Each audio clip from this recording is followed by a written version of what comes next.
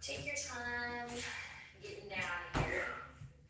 And then when you arrive, let's just take a second to really be mindful. Since this is the foundations of yoga, we're taking the time to really pay attention to our alignment into the foundation. So you'll take your wrists right underneath the shoulders, and you'll take your knees right underneath the hip points. And whether this is new for you or this is, you're an experienced yogi, you've been on the path for a while, just kind of come into this as a beginner's mind. I find that really helpful when we're wanting to go deeper or learn new poses. Focusing on everything from the ground up, right? From the foundation. So take a second to really root through your index finger and thumb. Spread the fingertips wide. Again, wrists underneath the shoulders and knees right underneath the hip points. So I say hip points instead of hips to really kind of get you to bring it right underneath where the hip socket is, where those bones come together. And then for some, you're going to start to go, wow, my arm's already tired. Because you're starting to work in a way that's really connected to the earth. Hand to earth, we call that hasta bandha, that hand walk. So you press away from your yoga mat. You kind of claw into your fingertips here. And then you draw the tops of the shoulders away from the ears. You can actually imagine turning the right palm to the right as if you were opening a jar, and the left palm to the left as if you were opening a jar. So lots of action, lots of awareness. Then begin to notice if your neck is dropping down. Obviously, maybe looking at the video a little bit, hopefully not a lot, because I'm amazing. I'm going to guide you with my voice. That's the idea, is to really give you some time to just listen to the sound of my voice, checking when you need to, but give you some time to explore this in your body. So just start to check in with the neck, and just have this awareness of the spine from the crown to the tail. So if you were really lengthening from the crown to the tail here, the chin wouldn't be collapsed or protruding, but rather tucking slightly, gaze down. Then this is important here for dolphin. Draw the shoulders away from the ears. Imagine again opening those pickle jars, and just find a little awareness with the upper back body. So if you're collapsed in the shoulders here, this is a good moment to peek at the video. If you're collapsed here, you're going to want to lift up between the space. Lift up between the two shoulder blades, creating space here, broadening.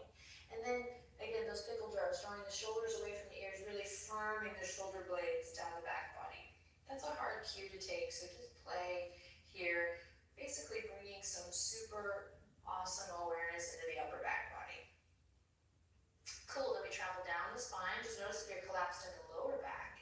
See if you can find length in the lower back, the spine, by lengthening the tail towards the back edge of your mat. Navel draws up.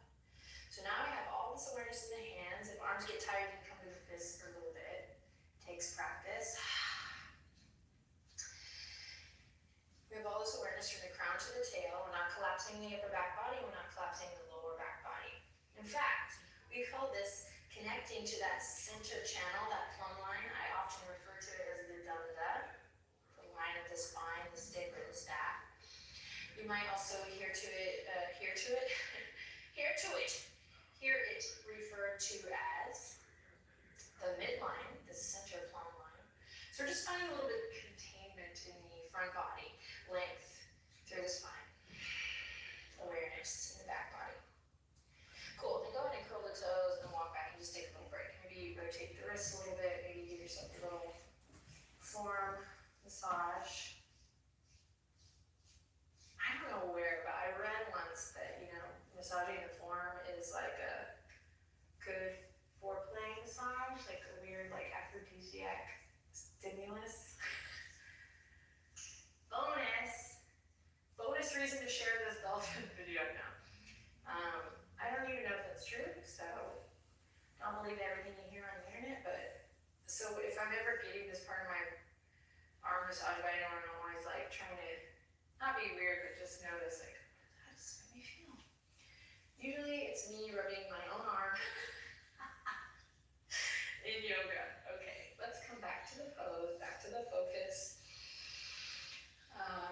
Preparing for dolphin. So I'm going to come back to my tabletop position. You join me whenever you're ready.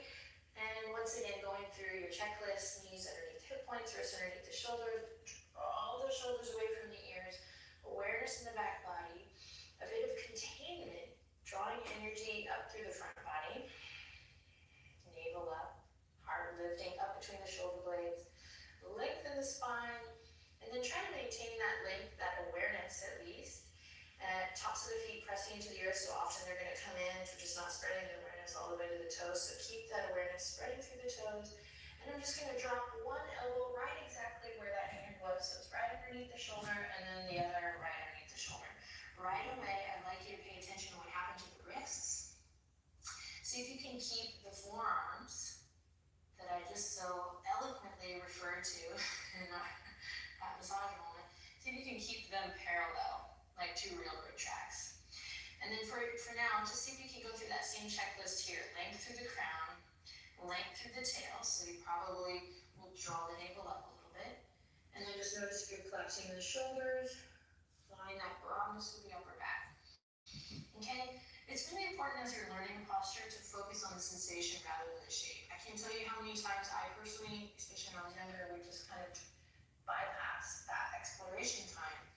And then I was never actually able to embody a shape fully, joyfully, safely in my body. So yeah, just focus on sensation here as you grow your posture, as you learn or relearn your body. Cool, one more breath here. You should feel this in the shoulders, tops of the shoulders, drawing away from the ears, pressing away from the yoga mat. Again, root that index finger and thumb. And then we'll take a break. Puppy posture, great opening for the shoulders. You're just gonna walk your knees back. I'm actually gonna walk up just to stay on my mat, but walk your knees back and try to keep on those railroad tracks best you can. And try to keep the index finger and thumb rooted. Now, if you have super tight shoulders, which a lot of people do, you might not be able to bring the forehead to the mat here, in which case you can use a blocky to Benji here to bring the forehead to the block, or you can use a little pillow or rolled up towel. And then this is a really, really, really nice way to prep dolphin, puppy posture, to open tight shoulders, open through the chest, and to really work on the integrity of your foundation. So a lot of times, as you start to come into this shape, the fingers will come in, the wrists want to come in, because that's how we feel better in this shape. But if we're wanting to get into the right areas of the body, we're going to work slowly and mindfully, keeping the hands where they are, two parallel lines.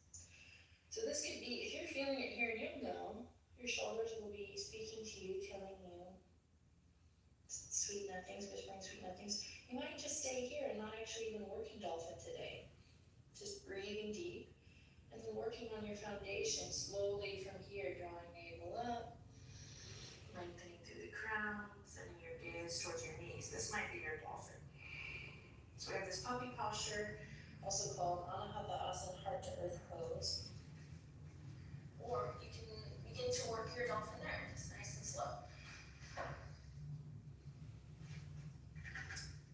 So again, you're releasing heart to earth, or you're starting to work your dolphin here. Can you feel too tight in the shoulders to go any further? If you're ready to go a little bit further, maybe you're returning to this video, you're like, I'm gonna give it a try.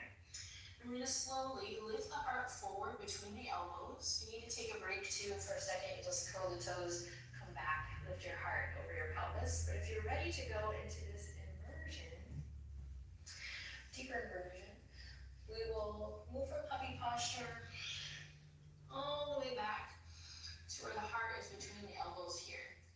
And I'm just using literally my eyeballs to check out my foundation here, rooting down through that index finger, drawing the shoulders away from the ears, and again, shoulder blades down the back body. Then curl the toes under if they are not already. Take a deep breath in and a long breath out. And keep an awareness on your breath as you inhale it again. And this time on an exhale, lifting one knee then the other. Take a second to pedal it out just a little bit here. And keep a nice strong foundation in the arms. Now, nice and slow, I'm going to come to stillness, but I highly recommend you keep your knees bent here, especially if you're new to the practice, and eventually we'll come all the way to this shape, guys. But even my hamstrings are a little tight here today, so nice and soft. Bending the knees, we'll come into a place of stillness and allow the breath to fill this body here, this shape.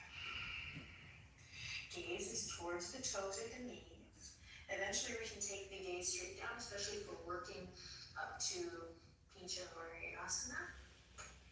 Right? Picking up. Breathing deep. Take one more breath here. And then slowly lower the knees. And come all the way to seated. Flip the palms. Inhale, lift the heart. Exhale, relax the shoulders. Inhale deeply.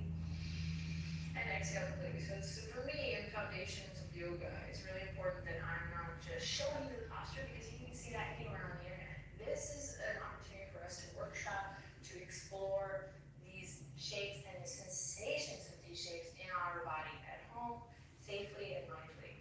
So you need to be really mindful. Definitely if you have something going on in the shoulders, but everyone, really mindful as a way of exploring your practice and growing. So we're going to take locust arms here, interlace the fingertips behind, knuckles drawn down and away, just a little counter pose, and then we'll check out dolphin one more time. Deep breath in, deep breath out. One more big inhale, and exhale to release. All right, from all fours, we'll dive back in. Dropping the elbows where the hands are. And right away, finding your foundation, not collapsing, but pressing away from your yoga mat. Root down through the index fingers. So in this second round, I'm going to offer a couple variations. But for now, wrists in line with the elbows right underneath the shoulders, and when you're ready, we'll walk it back. Puppy posture first. You might just stay here, working on dolphin by drawing the navel up, finding that containment through the midline. Or if you're ready, we'll curl the toes under, inhaling, and exhale, lifting hips up high. Now this time, whether the knees are bent or straight, ankles, heels reaching down towards the earth. Heels do not have to touch. Mine are not touching today. I'm not warm up. Eventually, if I'm in the middle of class, I can get to a dolphin where my heels are on the ground. I'm not going to rush that today. Again, focusing sensation over shape. Couple of action points to grow your practice. Draw energy up from the ankles, the inner ankles, the arches of the feet, all the way up through the inner thighs into the groin. Lifting hips up high towards the sky. Almost as if you're lifting your butt cheeks up towards the ceiling. Keep breathing. Tops of the shoulders externally rotate away from the ears. Breathing deep here. Navel draws in and up, Uddiyana Bandha. That'll hug the lower ribs in just a little bit and allow you to create that broadness in the upper back body. Couple variations here. You can bring the palms together, fists together. Or we can work to bring our gaze forward by carving a line with the nose, keeping that broadness as you press away. Eventually we'll kick up into Pincha Asana, an inversion, but this is your inversion too, strong and steady. We'll take 2 more breaths here, breathe deep.